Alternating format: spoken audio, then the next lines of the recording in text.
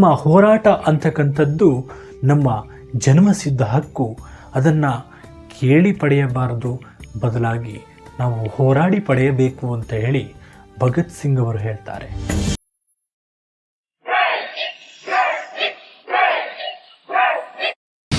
ಪ್ರೀತಿಯ ಕೇಳುಗರೆ, ಮಾಹಿತಿ ಖಜಾನೆಯಲ್ಲಿ ಕೇಳಿ ಸ್ವಾತಂತ್ರ್ಯ ಬಾನಿನಲ್ಲಿ ಭಗತ್ ಸಿಂಗ್. ಭಗತ್ ಸಿಂಗ್ ಅವರ ಡೈರಿಯಿಂದ ಆಯ್ದ ಘಟನೆಗಳ ಪಕ್ಷಿನೋಟ. ಸ್ವಾತಂತ್ರ್ಯೋತ್ಸವದ ವಿಶೇಷ ಪ್ರಸಾರ ಕೇಳಿ ಸ್ವಾತಂತ್ರ್ಯ ಬಾನಿನಲ್ಲಿ ಭಗತ್ ಬಾನಿನಲ್ಲಿ ಭಗತ್ ಬಾನಿನಲ್ಲಿ ಭಗತ್ ಬಾನಿನಲ್ಲಿ ಭಗತ್ ಬಾನಿನಲ್ಲಿ ಭಗತ್ ಸಿಂಗ್.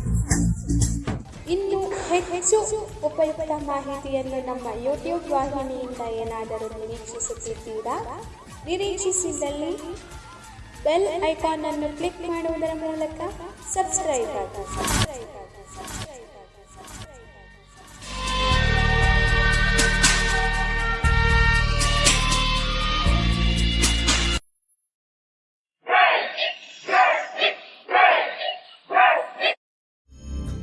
ಪ್ರೀತಿಯ ಕೇಳುಗರೆ, ಸ್ವಾತಂತ್ರ್ಯ ಬಾನಿನಲ್ಲಿ ಭಗತ್ ಸಿಂಗ್ ಕಾರ್ಯಕ್ರಮಕ್ಕೆ ನಮ್ಮೆಲ್ಲ ಕೇಳುಗ ಬಂಧುಗಳಿಗೆ ಪ್ರೀತಿಯ ಸ್ವಾಗತ. ಭಗತ್ ಸಿಂಗ್ ಅವರ ಡೈರಿಯಿಂದ ಆಯ್ದ ಘಟನೆಗಳನ್ನು ನಾವೆಲ್ಲರೂ ಕೂಡ ವಿಶ್ಲೇಷಣೆ ಮಾಡ್ತಾ ಇದ್ದೇವೆ. ಇವತ್ತಿನ ಸಂಚಿಕೆಯಲ್ಲಿ ಭಗತ್ ಸಿಂಗ್ ಅವರು ಸ್ವಾತಂತ್ರ್ಯ ಹೋರಾಟಕ್ಕೆ ಧುಮುಕಿದಾಗ ಕಂಡಂತಹ ಹಲವಾರು ನೋವಿನ ಘಟನೆಗಳ ಬಗ್ಗೆ ಇವತ್ತಿನ ಸಂಚಿಕೆಯಲ್ಲಿ ತಿಳಿಸಲು ಹೊರಟಿದ್ದಾರೆ. ಆಗಿನ ಕಾಲದಲ್ಲಿ ಸ್ವಾತಂತ್ರ್ಯ ಹೋರಾಟ ಅಂತಕ್ಕಂಥದ್ದು 1-2 ದಿನಕ್ಕೆ ಸೀಮಿತವಾಗುತ್ತಿರಲಿಲ್ಲ. ಬದಲಾಗಿ ಹಲವಾರು ದಿನ ಹಲವಾರು ಜನರ ಹೋರಾಟ ಇಡೀ ಸ್ವಾತಂತ್ರ್ಯ ಹೋರಾಟದಲ್ಲಿ ತಮ್ಮದೇ ಆದಂತಹ ಮಹತ್ವವನ್ನು ಪಡೆದುಕೊಳ್ತಾ ಇತ್ತು. ಇನ್ನು ಸ್ವಾತಂತ್ರ್ಯ ಹೋರಾಟಕ್ಕೆಂದು ಹಲವಾರು ಸೈನಿಕರು ಬರ್ತಾ ಇದ್ದರು. ಆ ಸೈನಿಕರು ತಮ್ಮ ಸಾವನ್ನು ಲೆಕ್ಕಿಸದೆ ಹೋರಾಟವನ್ನು ಮಾಡ್ತಾ ಇದ್ದರು.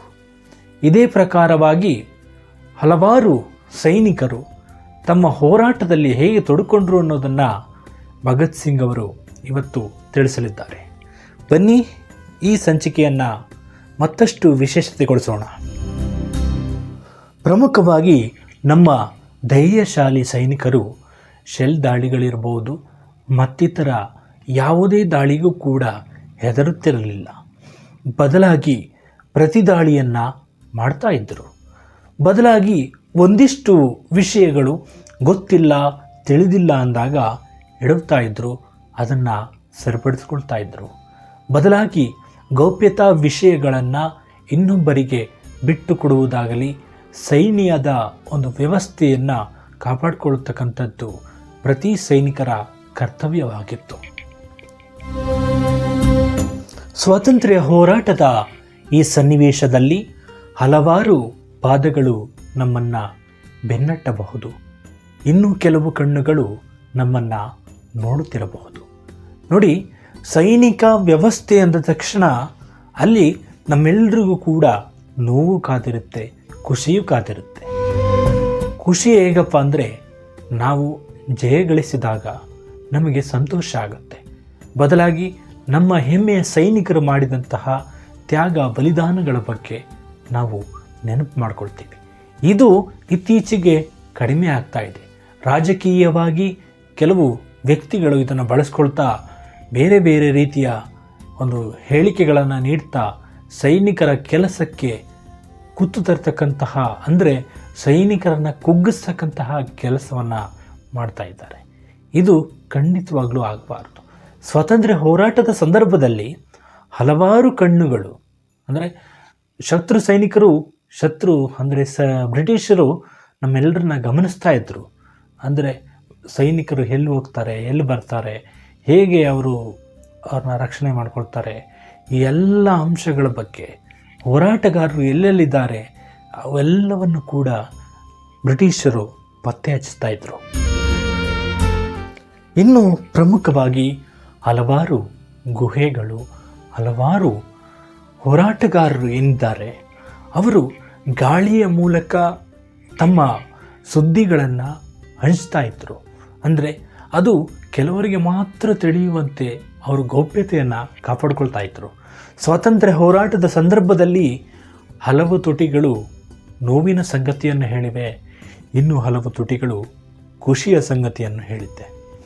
ಈ ತುಟಿಗಳು ಏನಿದೆ, ಈ ತುಟಿಗಳ ಒಂದು ನಡುವೆ ಸಂಬಂಧಗಳು ಗಟ್ಟಿಗೊಳ್ತಾ ಇತ್ತು. ಇದು ಎಷ್ಟೇ ದೂರ ಹೋದರೂ ಕೂಡ ನಮ್ಮ ವ್ಯವಸ್ಥೆ ಅಂತಕ್ಕಂಥದ್ದು, ನಮ್ಮ ಸೈನಿಕರ ವ್ಯವಸ್ಥೆ ಅಂತಕ್ಕಂಥದ್ದು ಯಾವತ್ತೂ ಕೂಡ ಕುಗ್ಲಿಲ್ಲ.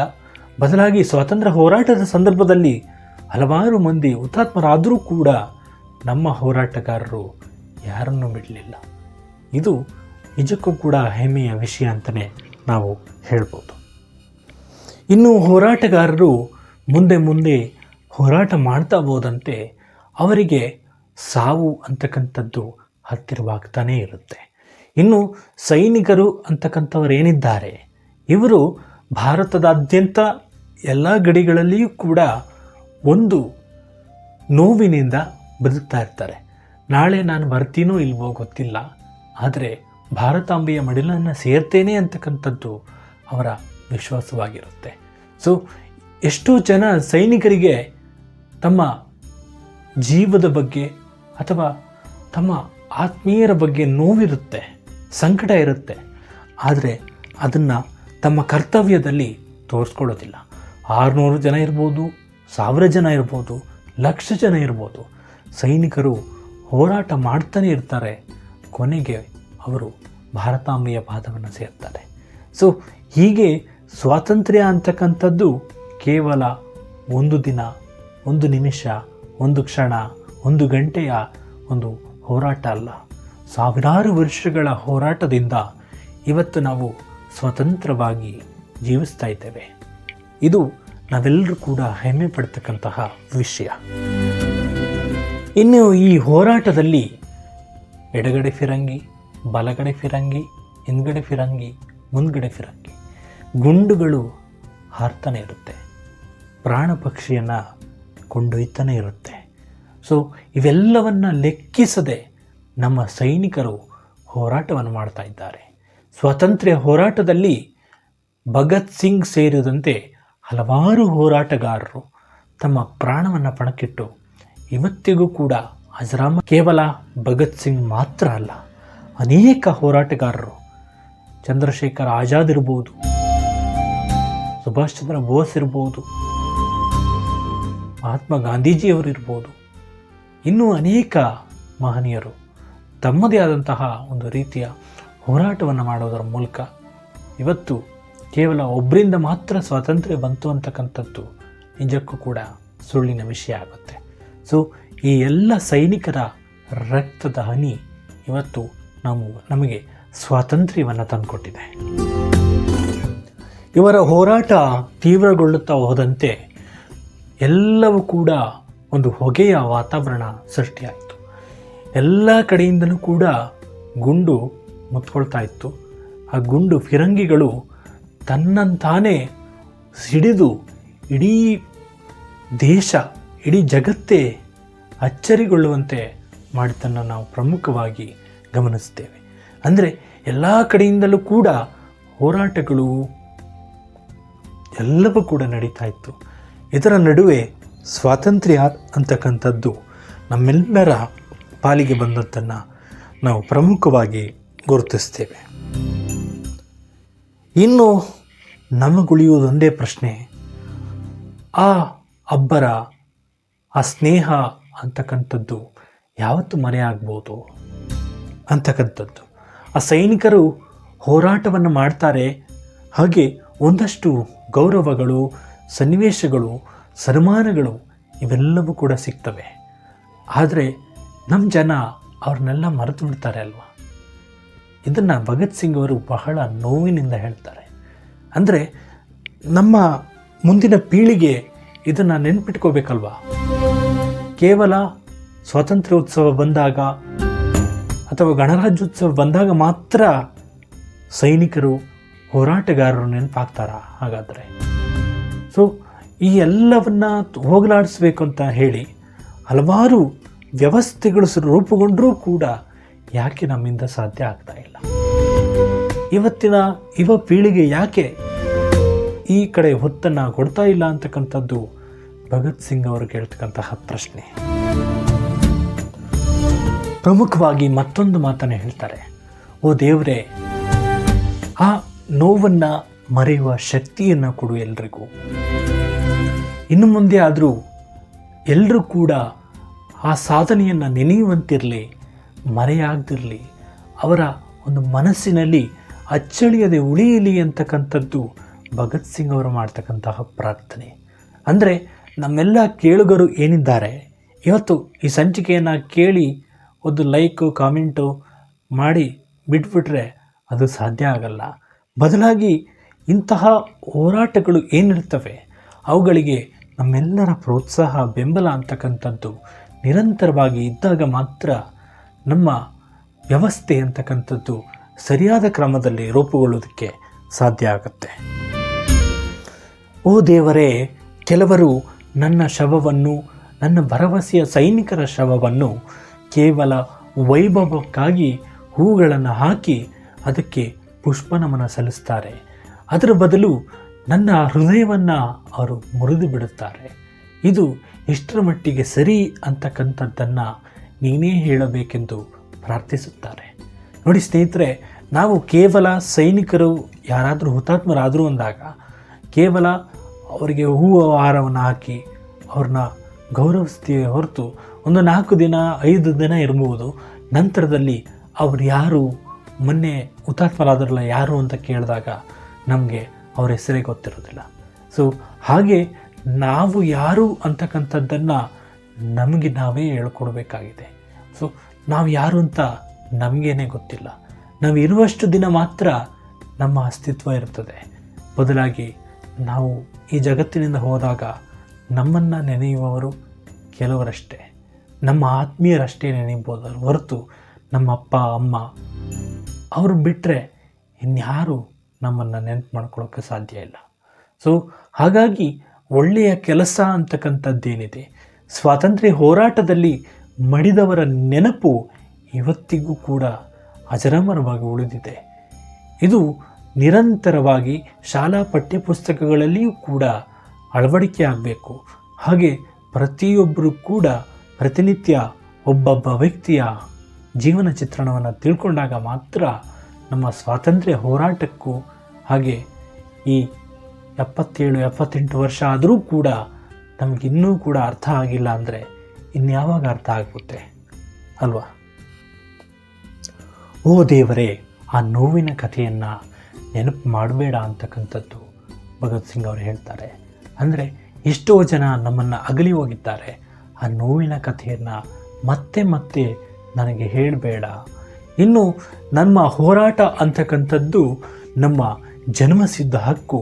ಅದನ್ನು ಕೇಳಿ ಪಡೆಯಬಾರದು, ಬದಲಾಗಿ ನಾವು ಹೋರಾಡಿ ಪಡೆಯಬೇಕು ಅಂತ ಹೇಳಿ ಭಗತ್ ಸಿಂಗ್ ಅವರು ಹೇಳ್ತಾರೆ. ಹೋರಾಟ ನಮ್ಮ ಜನ್ಮಸಿದ್ಧ ಹಕ್ಕು ಅಂತ ಹೇಳಿ ಹಲವಾರು ಮಹನೀಯರು ಹೇಳಿರ್ತಕ್ಕಂಥದ್ದನ್ನು ನಾವು ಗಮನಿಸ್ತೇವೆ. ಈ ಜನ್ಮಸಿದ್ಧ ಹಕ್ಕನ್ನು ನಾವೆಲ್ಲರೂ ಕೂಡ ನಮ್ಮದೇ ಆದ ರೀತಿಯಲ್ಲಿ ವ್ಯವಸ್ಥಿತವಾಗಿ ನಮಗೆ ಬೇಕಿರುವಂತಹ ವ್ಯವಸ್ಥೆಯನ್ನು ಕಲ್ಪಿಸಿಕೊಳ್ಬೇಕಾಗಿದೆ.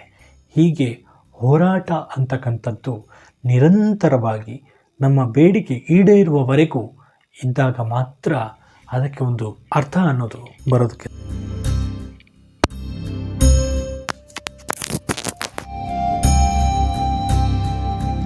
ಇನ್ನು ಆತ್ಮದ ಪರಿಕಲ್ಪನೆ ಅಂತಕ್ಕಂಥದ್ದು ಹಲವಾರು ಮಂದಿಯಲ್ಲಿ ಉಳಿದಿರ್ತಕ್ಕಂಥದ್ದನ್ನು ನಾವು ಗಮನಿಸ್ತೇವೆ. ಈ ಆತ್ಮದ ಮೇಲೆ ನಂಬಿಕೆ ಬಂದಾಗ ಈ ಆತ್ಮದ ಮಹತ್ವ, ಅಮರತ್ವದ ಮಹತ್ವ ಅಂತಕ್ಕಂಥದ್ದನ್ನು ಅರ್ಥೈಸ್ಕೊಳ್ಳೋದಕ್ಕೆ ಸಾಧ್ಯ ಆಗುತ್ತೆ. ಹಾಗೆ ಹಲವಾರು ಮಂದಿ ಹೋರಾಟ ಮಾಡಿದ್ದಾರೆ. ಆ ಹೋರಾಟದಲ್ಲಿ ಆತನ ಚರ್ಮ ಸುಲಿದರೂ ಕೂಡ ಆತ ಸಹಿಸಿಕೊಂಡಿದ್ದಾನೆ. ಹಾಗೆ ಆತನ ಬಾಯಿಯನ್ನು ಗಟ್ಟಿಯಾಗಿ ಒತ್ತಿ ಹಿಡಿದರೂ ಕೂಡ ಆತ ಸೈನಿಕನಾಗಿ ಸಹಿಸಿಕೊಂಡಿದ್ದಾನೆ. ನೀವು ಯಾಕೆ ಆತನನ್ನು ನೆನಪು ಮಾಡ್ಕೊಳ್ಳೋದಿಲ್ಲ ಅಂತಕ್ಕಂಥದ್ದು ಭಗತ್ ಸಿಂಗ್ ಅವರ ಯಕ್ಷ ಪ್ರಶ್ನೆ.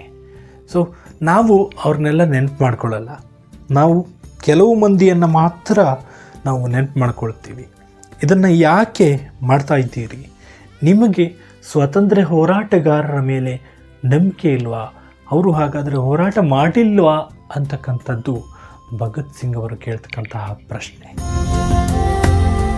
ಇದರ ಮಧ್ಯೆ ದೇವದೂತ, ದೇವರ ಬಗ್ಗೆ ಧಾರ್ಮಿಕವಾದ ನಂಬಿಕೆಗಳು ಉಳ್ಳವರ ಮೇಲೆ ಯಾವುದೇ ಒಂದು ವ್ಯವಸ್ಥೆ ಅಂತಕ್ಕಂಥದ್ದು ತಿರುಗಿ ಬೀಳೋದಕ್ಕೆ ಸಾಧ್ಯ ಇಲ್ಲ. ಧಾರ್ಮಿಕವಾಗಿ ಅವರವರ ನಂಬಿಕೆಗಳು, ಅವರವರ ವ್ಯವಸ್ಥೆಗಳನ್ನು ನಾವೆಲ್ಲರೂ ಕೂಡ ಗೌರವಿಸಬೇಕಾಗುತ್ತೆ. ಬದಲಾಗಿ ಅವರನ್ನು ತಿರಸ್ಕರಿಸ್ತಕ್ಕಂಥದ್ದು, ಅವರಿಗೆ ನೋವುಂಟು ಮಾಡ್ತಕ್ಕಂಥದ್ದು ಇದನ್ನು ಮಾಡಬಾರ್ದು. ಇನ್ನೊಂದು ಪ್ರಮುಖವಾದಂತಹ ಮಾತನ್ನು ಹೇಳ್ತಾರೆ. ಎಷ್ಟೋ ಶವಗಳು, ಸೈನಿಕರ ಎಷ್ಟೋ ಹುತಾತ್ಮ ಶವಗಳು ಅನಾಥವಾಗಿ ಬಿದ್ದಿದ್ರೂ ಕೂಡ ಅದನ್ನು ಸಮಾಧಿ ಮಾಡುವವರಿರಲಿಲ್ಲ. ಬದಲಾಗಿ ಯಾವುದೋ ಒಂದು ಅಪರಿಚಿತ ಕೈ ಆ ಶವವನ್ನು ಸಮಾಧಿ ಮಾಡ್ತಾಯಿತ್ತು. ಅದಕ್ಕೆ ಒಂದನಿ ಕಣ್ಣೀರು ಬೀಳಲಿಲ್ಲ. ಅವರು ಯಾರು ಅನ್ನೋದು ಯಾರಿಗೂ ಕೂಡ ಗೊತ್ತಾಗಲಿಲ್ಲ. ಇವತ್ತಿಗೂ ಕೂಡ ಸಾಕಷ್ಟು ಹೋರಾಟಗಾರರ ಬಗ್ಗೆ ನಮ್ಮಲ್ಲಿ ಮಾಹಿತಿ ಇಲ್ಲ. ಎಲ್ಲಿ ಯಾವ ಜಾಲತಾಣಗಳಲ್ಲಿ ಎಲ್ಲಿ ಹುಡುಕಿದ್ರೂ ಕೂಡ ನಿಮಗೆ ಕಿಂಚಿತ್ತು ಮಾಹಿತಿ ಕೂಡ ಸಿಗೋಲ್ಲ. ಅಂತಹ ಹೋರಾಟಗಾರರು ನಮ್ಮಿಂದ ದೂರವಾಗಿದ್ದಾರೆ. ಅವರೆಲ್ಲರನ್ನ ನೆನಪು ಮಾಡ್ಕೊಳ್ಳೋಕ್ಕೆ ಸಾಧ್ಯವಾಗದೇ ಇರ್ಬೋದು. ಆದರೆ ಆ ಒಂದು ಕಣ್ಣೀರು ಅಂತಕ್ಕಂಥದ್ದು ಅವರ ಆ ಶವದ ಮೇಲೆ ಬೀಳಲಿಲ್ಲ. ಬದಲಾಗಿ ಯಾರು ಮುಖ್ಯ ಹೋರಾಟಗಾರರಿದ್ದರು ಅವರಿಗೆ ಮಾತ್ರವೇ ಬೆಲೆ ಅಂತಕ್ಕಂಥದ್ದು ಸಿಗ್ತಾಯಿತ್ತು. ಇವೆಲ್ಲವನ್ನು ಹೊರತುಪಡಿಸಿ ಸೈನಿಕರು ಅಂತಕ್ಕಂತಹ ಒಂದು ವ್ಯವಸ್ಥೆ ಅಂತಕ್ಕಂಥದ್ದೇನಿದೆ, ಇದು ತನ್ನದೇ ಆದಂತಹ ನೋವಿನಲ್ಲಿ ಅನಾಥವಾಗಿ ಈ ಲೋಕವನ್ನು ಬಿಟ್ಟು ಹೋಗಿದೆ. ಇದು ನನಗೆ ತುಂಬಾ ಬೇಸರ ತಂದಂತಹ ವಿಷಯ ಅಂತ ಭಗತ್ ಸಿಂಗ್ ಅವರು ಹೇಳ್ತಕ್ಕಂಥದ್ದು. ಸೊ ಸ್ನೇಹಿತರೆ, ಭಗತ್ ಸಿಂಗ್ ಅವರ ಈ ಕಥೆಯನ್ನು ಓದ್ತಾ ಹೋದಂತೆ ನಿಜಕ್ಕೂ ಕೂಡ ಭಾವುಕತೆ ಅಂತಕ್ಕಂಥದ್ದು ಬಂದ್ಬಿಡುತ್ತೆ. ಸೊ ಇದುವರೆಗೆ ಈ ಕಾರ್ಯಕ್ರಮವನ್ನು ಆಲಿಸಿದ ನಮ್ಮೆಲ್ಲ ಕೇಳುಗ ಬಂಧುಗಳಿಗೆ ಪ್ರೀತಿಪೂರ್ವಕ ಧನ್ಯವಾದಗಳು. ಇನ್ನೂ ಯಾರು ಸಬ್ಸ್ಕ್ರೈಬ್ ಮಾಡದೆ ನೋಡ್ತಾ ಇದ್ದೀರಿ, ಈ ಕೂಡಲೇ ಸಬ್ಸ್ಕ್ರೈಬ್ ಮಾಡ್ಕೊಳ್ಳಿ. ಮುಂದಿನ ಸಂಚಿಕೆಯಲ್ಲಿ ಮತ್ತಷ್ಟು ವಿಶೇಷತೆಯೊಂದಿಗೆ ನಿಮ್ಮನ್ನು ಭೇಟಿಯಾಗ್ತೀನಿ. ಅಲ್ಲಿಯವರೆಗೂ ಮಾಹಿತಿ ಖಜಾನೆಯ ಕಾರ್ಯಕ್ರಮಗಳನ್ನ ಕೇಳ್ತಾ ಇರಿ, ಕೇಳಿಸ್ತಾನೆ ಇರಿ. ಜೈ ಹಿಂದ್.